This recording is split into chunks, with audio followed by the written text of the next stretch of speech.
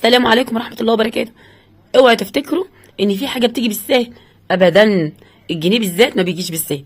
ده منظر البيت لما بنبقى مسافرين، خاصه قبل الاعياد يعني. الحاجات البضاعه اللي عايز تتطبق والحاجات اللي لسه هترص، لبس الاطفال اللي هيتحط على بعضه. انا ما اكمل لكم، اتفرجوا كده. ده منظر بيتنا في دخلة الاعياد، لان احنا شغالين من البيت. فطبعا الناس اللي عارفانا بتيجي على البيت. بيبقى في وقت ان انا اسوق نت، واوقات تانية بيبقى ما فيش وقت ان انا اسوق نت، اللي هو ايه، الحاجه بتخلص عندي من البيت فمالوش لازمه يعني. كل ده بقى اللي هيتطبق واللي هيتشال واللي هيتعمل.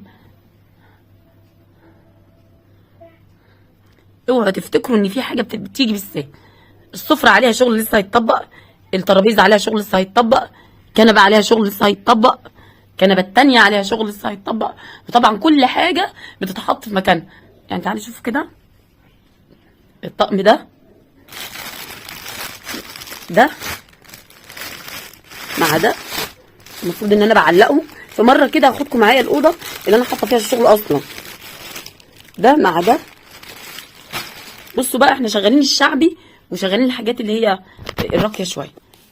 تمام. ده يعتبر اخر واحد. الاطفال كله هيترص يتحط مع بعضه.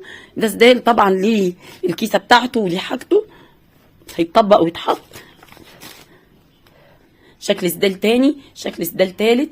طبعا اللي بيجي يتفرج بيبقى عايز يشوف كل الموديلات، كل اعديات سدالات، عايز يشوف كل حاجه.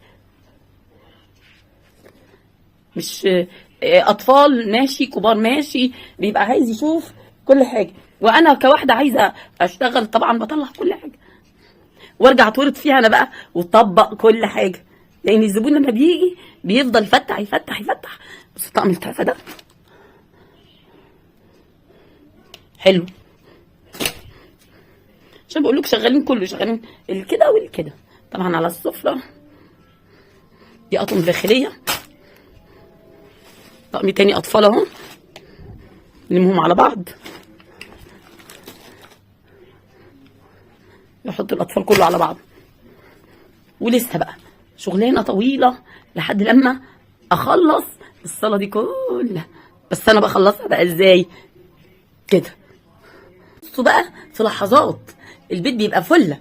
هو حد يقول لي انت ما كملتيش ليه؟